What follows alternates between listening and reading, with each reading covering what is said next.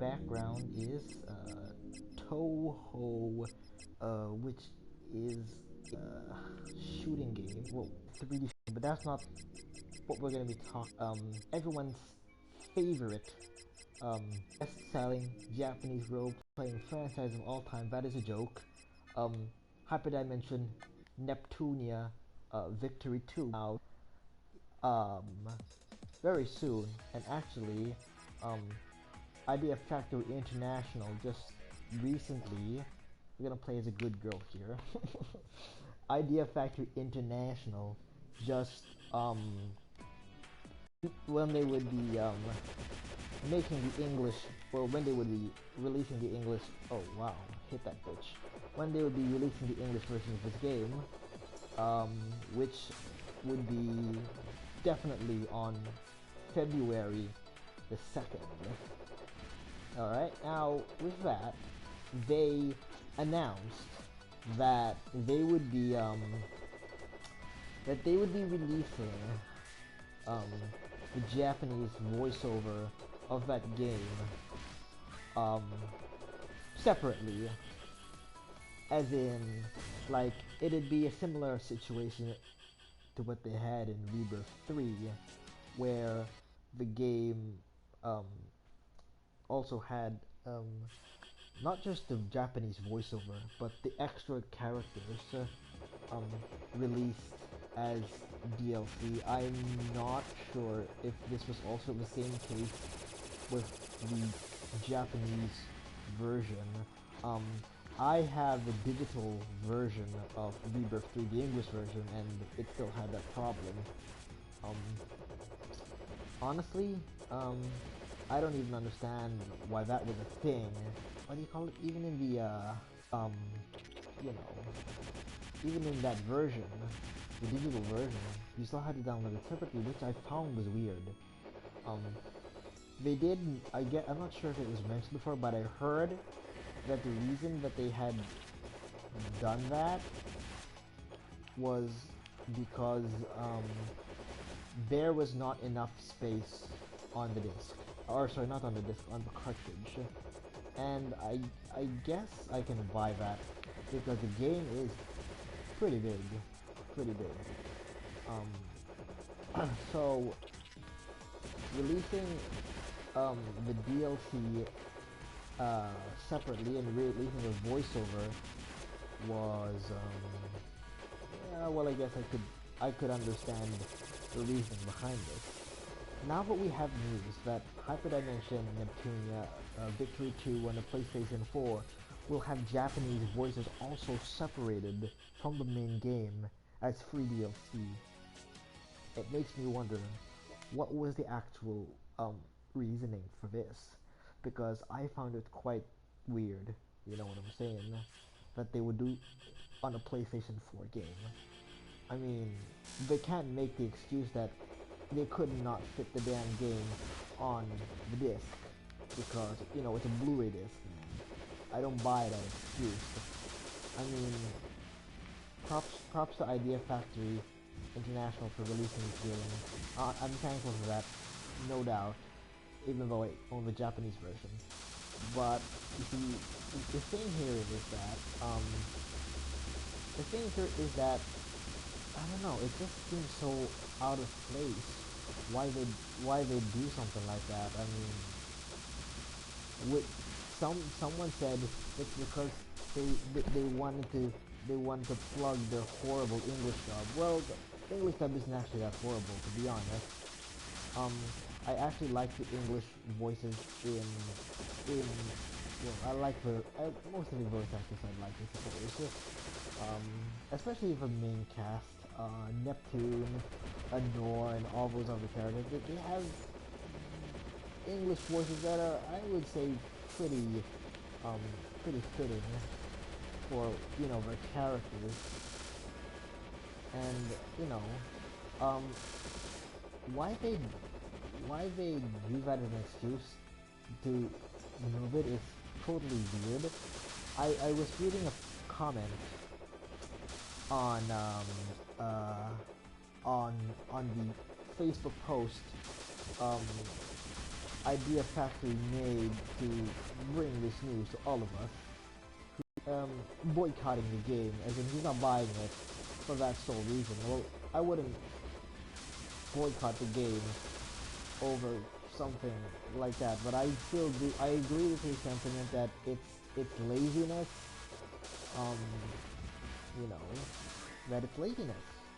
They don't honestly have a justifiable reason for them to have separated the Japanese voiceover of the game. I mean, if anything, they could have made it that the English dub was optional. But you know, honestly, in this day and age, I mean, with the kind of technology they pushing on the PS4, with the whole multi-layered Blu-ray, blah blah blah, whatever. You know, I mean, this is ish. You know, this whole thing shouldn't even be an issue, unless I can think of another theory that perhaps, I don't know, maybe someone screwed up while they were burning the disc. I don't know how that happened. I mean, because you know, Japanese is the default language on the game in the first place. I have the Japanese version of the game. I know this, and I think it's pretty goes without saying. It's obvious, right? It's obvious. You know, so you know they may have, if they wanted to remove it like that, they would have had to go out of their way to remove the English dub from this game, which I think is would be kind of weird. You know what I'm saying? That they'd remove an English dub from the Japanese voiceover from the game. They'd have to go out of their way to do that. So there's very little I can almost think of for really to justify this, and I think there's really no justification for it. Honestly, I don't want to be harsh or overly critical of Idea Factory. Um, I know they do hard work on this series, but this is just lazy.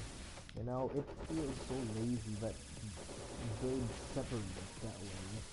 You know, so this begs the question: will future Idea Factory titles also have this issue where Japanese, the original language that the game is in, be released as separate DLC from now on?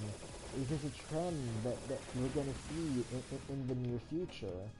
Is this something that's going to continue? Because it's honestly not that good. I mean, it's not a nice practice that they're doing. I mean, sure, you know, there are definitely worse practices out there in the game industry, but this coming from Idea Factory, you know, this blatant laziness. I want to call it laziness because, like I said, there's really no justification for this to be happening, or for them to be pulling this on us. You know what I'm saying? It's just really weird, right? So, you know, I don't want to speak ill of them, you know, because I know they do good work. But still, this is it ain't good. You know what I mean? Internet connection quality causing up. What? So are we live or are we not?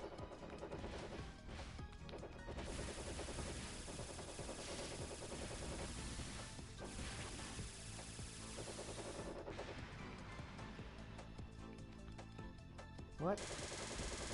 I guess this is an error.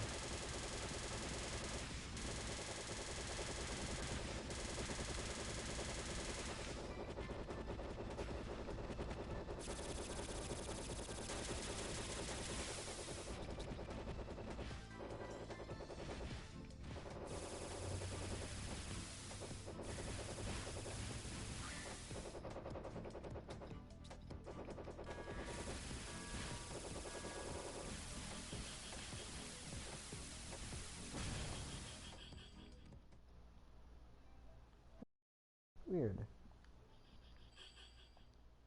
Oh, hello, Kaden. I guess we're back online. God, wonder what the fuck happened to that. Where was I? Right. Idea Factory Israel. Idea Factory Israel. What the fuck am I saying? Idea Factory International. And this, you know, whole thing that, you know, they're pulling. I don't know. I just really don't want this to be a trend because it's kind of a stupid one. You know what I'm saying? I mean, Neptune is already becoming an annualized franchise as far as you can see, with one main like console game and like a ton of a ton of a ton of spin-offs on the Vita, their favorite home gaming system. You know, it's kind of weird that they do that. Um, you know, oh, and I just lost. Fuck, I was not paying attention to what I was doing. What the hell? Oh, it's uploading the score to the leaderboard. Okay. I didn't get a trophy for that, did I? You know, so what can you say? Well, um, that's really my opinion on the whole thing. I wouldn't recommend like boycotting or whatever, but you know, I just want to cover the whole thing with like, you know, my perspective on it. I wouldn't go as far as boycotting the damn game. I'm still gonna play it. Um, you know, I'm still gonna play it, right? But don't get me wrong. Um, um, so yeah.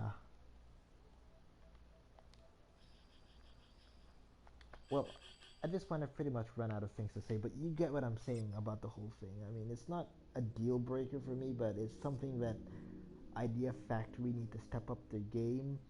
Um, not really, that's the wrong word. They don't need to step up their game. They need to, I don't know.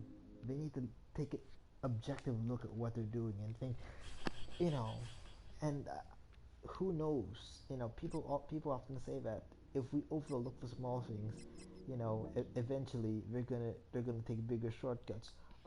What's next? The voiceovers in the game will be completely optional. Like you have to decide whether you want the English dub or the Japanese dub, or just no voice at all. Kind of crazy.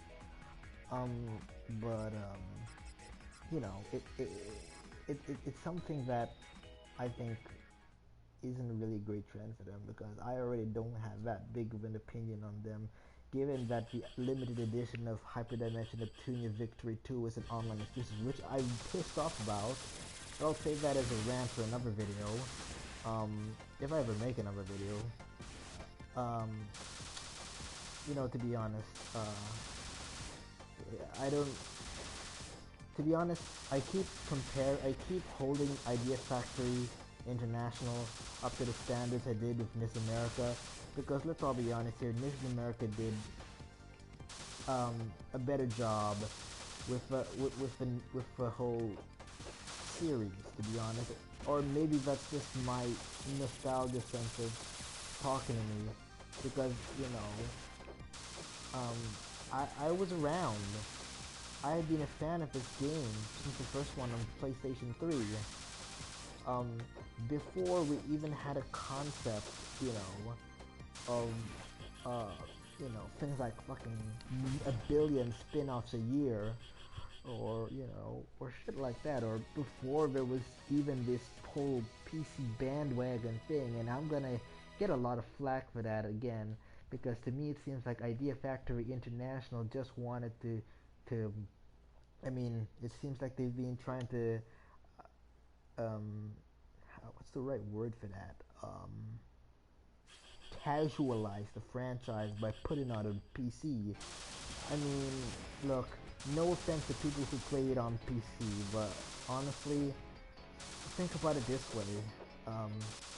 The game had been out on PlayStation 3 since I believe it was 2010, when the first Hyperdimension Neptunia game came out on PlayStation 3. I don't have a camera, so I can't exactly show you my copy, but I do have the original copy. I have all the console games that were released. That's Hyperdimension Neptunia original, MK2 and Victory, but I do not have a physical copy of MK2 because it seems to be the rarest of the bunch physically. You can try to correct me on that.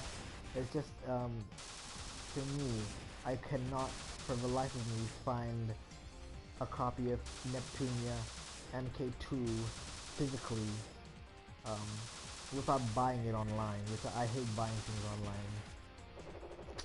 And you know, I just feel like very slowly, very casualizing this franchise, and it started with them putting it on, putting out PC ports. You know, like, anyway, my previous train of thought was that Neptunia series had been out on PS3 for years, since 2000, either 2009 or 2010. PC gamers, did they care about it back then? Absolutely no, they didn't. This game probably uh, flew under the radar of most PC gamers when it first came out, right? You know, and I'm sure that during the span of the PS3 title, the original, before the spin-offs came off, um, I'm sure there was a majority, or not really, sorry, not a majority, sorry, there was like a small community out there who probably wanted to see it localized, but probably expected it. My God, gee, it's hard. Shit. There was probably a small majority of players on the PC who probably did want the game to get ported at some point. Um, but those weren't a lot of people, right? Let's be honest here. Like I said, it probably flew under the radar of most PC gamers until, until the PC version came out. The game being out since 2009. PC gamers don't give a shit. Idea Factory makes a PC port, everyone loses their fucking mind. Oh, it's the greatest thing ever! Oh, come on. Right? I'm not trying to start controversy here. I'm just stating my own opinion on the matter. Yeah, but honestly, you know, a lot of these people, like, they come onto the Neptunia bandwagon thinking, oh man, I'm a fan of it, man. I bought all the PC spin-offs. Woohoo! You know, man. It's like one of those. It's like one of those arguments they have in the anime community. You know, when somebody jumps on the bandwagon of a popular series after it gets animated. Oh, I watch the anime. I'm a mega fan now. And then there are the people who are like, read the manga. You know. I hate to be one of those people, but to be honest, I feel that Neptunia, was just a series. Um, that really found its home on PlayStation. That was an icon. Well, not really a major icon, but like Neptunia was like a series that was synonymous. I'm not sure synonymous, but it's something that that PlayStation gamers could be proud of. You know what? Let's segue out of this for a game of actual hyperdimension Neptunia. Um, I'm trying to say play. This is the Japanese version of the game.